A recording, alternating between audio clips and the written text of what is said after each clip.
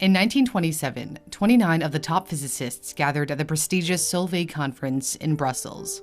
The only woman in attendance was Marie Curie. She had a lot of firsts. She was the first woman to win a Nobel Prize, the first person to win the Nobel Prize twice, and the first person to win in 2 different fields. Curie was best known for her work in radioactivity, which would save 1 million lives during the First World War, but would ultimately take her own. Marie Curie was born Maria Salomea Skłodowska in Warsaw, Poland, then under the control of the Russian Empire on November 7, 1867. She was the youngest child of teachers. Her mother, Bronisława Skłodowska, was the head teacher of a prestigious boarding school for girls. Her father, Władysław Skłodowski, taught physics and math and was proud of his Polish heritage. As a result of his patriotism, his Russian supervisors forced him into lower-paying positions. He also lost his savings through a bad investment. To support their 5 children, they had to take in student boarders. This would be fatal. Maria's eldest sibling, her sister Zofia, caught typhus from one of the lodgers and died. A few years later, when Maria was 10, her mother died of tuberculosis. The tragedies caused Maria to give up Catholicism, the faith of her mom, and become agnostic. Her father wouldn't forgive himself for losing his family's savings. However, his children would remember him as the man who nurtured them emotionally and intellectually. Maria finished high school at the top of her class, but wasn't allowed to attend university because she was a woman. The Russian Empire banned women from getting a university education. So she and her sister Bronislava, or Brania for short, enrolled in the secretive Flying University, or Floating University, in Warsaw, named after the ever-changing location of classes to avoid the watchful eye of Tsarist authorities. Her sister then left for medical school in Paris. Maria hoped to eventually join her. The two made a pact. Maria would support her sister's studies in Paris, and Brania would return the favor in the future. So from the age of 17, Maria worked as a governess, tutor, and also studied in her spare time. While working for relatives, the Zurawskis, she fell in love with their son Kazimierz, who would become a mathematician, but the Zurawskis didn't approve of her because she didn't have a penny to her name. It was said that as an old man, Kazimierz would sit contemplatively before the statue of her in front of the research institute she went on to found. In 1891, when Maria was 24, she finally had the means to join her sister in Paris, and now used the name Marie. She enrolled at the University of Paris, known as the Sorbonne, where she studied physics and mathematics. At first, she lived in the home of her sister, who was now married, but later opted to rent a little attic closer to the university. She often stayed at the heated library until closing, rather than spend the evening in her unheated room. Her earlier education had been insufficient, so there was a lot of catching up to do. She sometimes worked so hard she forgot to eat and would pass out. Despite the difficulties, Marie marveled at her freedom, writing, "It was like a new world opened to me, the world of science, which I was at last permitted to know in all liberty." She earned a degree in physics and then another in mathematics. She planned on returning to Poland, but then Pierre Curie came into her life. He was 8 years older, a well-known physicist, and an outsider who was educated by his father in his teens. They were introduced by a mutual friend who knew Marie needed lab space for her research, and Pierre headed a laboratory at the School of Industrial Physics and Chemistry, where engineers were trained. Marie would say of Pierre, he had dedicated his life to his dream of science. He felt the need of a companion who could live his dream with him, and he hoped that companion would be her. But Marie turned down his marriage proposal, since her plan was to return to her native country. However, she learned that it wouldn't be possible to start a career in Poland. When she went back to visit her family during summer break in 1894, Krakow University denied her a job as a professor because she was a woman. Pierre convinced her to come back to Paris to pursue a PhD. She insisted that he too get his doctorate, which he did, pioneering research on magnetism. They married in 1895 at the town hall in Sceaux, in the suburbs of Paris, partners in life and in science. Marie wore a dark blue outfit on her wedding day that would become her trademark in the laboratory. They bought bicycles with the money they received as a wedding gift, their way of relaxing in a life otherwise filled with research. Marie Curie would earn her Doctor of Science degree from the Sorbonne in 1903. She did her thesis on radiation, which was recently discovered in uranium by Henri Becquerel. Curie was intrigued by Becquerel's discovery and investigated further. She used an electrometer invented by her husband and his brother to measure radioactivity in many substances and materials. She realized through her experiments that radiation was a property of the element of uranium. Yet when she observed the mineral pitchblende, which primarily contains uranium, she noticed it was far more radioactive than uranium could explain. How could this be? It would only be possible if there were something else in the pitch blend. Pierre was so intrigued that he dropped his own work to join her in her search.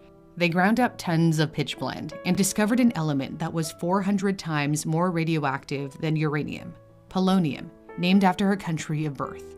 And then they discovered another element that gave off 900 times more radiation than polonium, radium. The unglamorous work of extracting and isolating the elements took place in a leaky and drafty shack near Pierre's work, as they didn't have a dedicated lab space. Their efforts paid off. The Nobel Prize in Physics in 1903 went to Marie, Pierre, and Becquerel for their research in radiation. French academics originally proposed that only Pierre and Becquerel receive the prize, leaving Marie out, a sign of the times. However, a sympathetic member of the nominating committee, Swedish mathematician Gösta Mittag-Leffler, alerted Pierre to the situation. He insisted that his wife shared the honor. Marie Curie became the first woman to win a Nobel Prize. She and her husband were too busy with their research to accept the award in person in Stockholm. Pierre was also sick, suffering from pain and fatigue. They had no idea at the time that radiation could be detrimental to their health. It is said that Marie would carry tubes of radium in her pockets. She was fascinated by what she described as faint fairy lights. Little did she know this was slowly killing her. The glowing green radium captivated the public.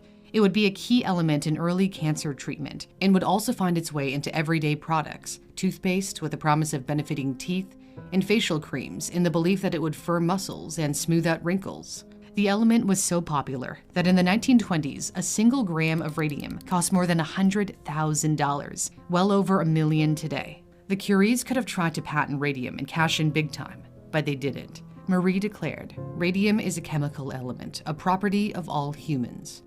After their groundbreaking work, it was Pierre who would be promoted as head of the physics department at the Sorbonne.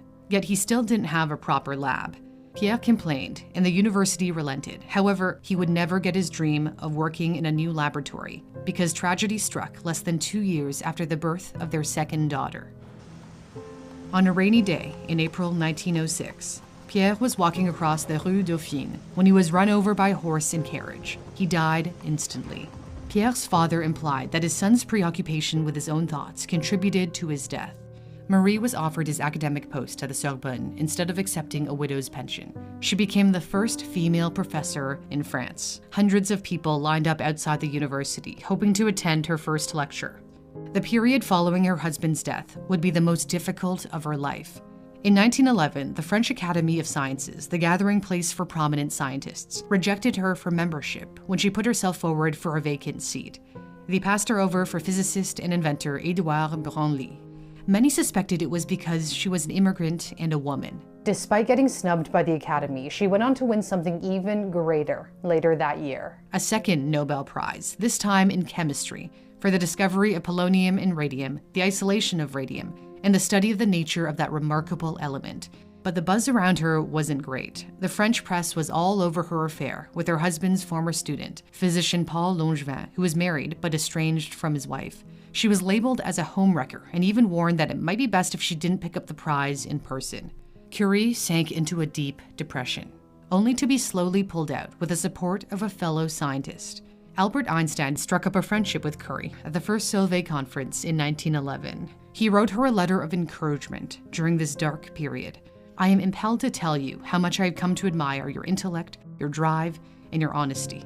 He then told her to pay no mind to the stories in the press. Simply don't read that hogwash. Curie went to Stockholm to accept her second Nobel Prize, and the headlines about the affair eventually blew over. She would slowly recover and was in the middle of setting up a giant laboratory at her newly created Radium Institute when war broke out. As German troops headed toward Paris, she took her stash of precious radium to a bank vault in Bordeaux, in southwestern France, the new capital. She also tried to sell her 2 gold Nobel Prize medals to help the war effort, but the National Bank refused to accept them. She would buy war bonds using her prize money, but this self-sacrifice wasn't enough for her. She was determined to use her research to save the lives of French soldiers. She had studied the work of German scientist Wilhelm Röntgen, who had discovered X-rays. Curie then brought X-ray machines to the battlefield by inventing mobile units called little Curies to help surgeons locate and remove shrapnel and bullets from wounded soldiers.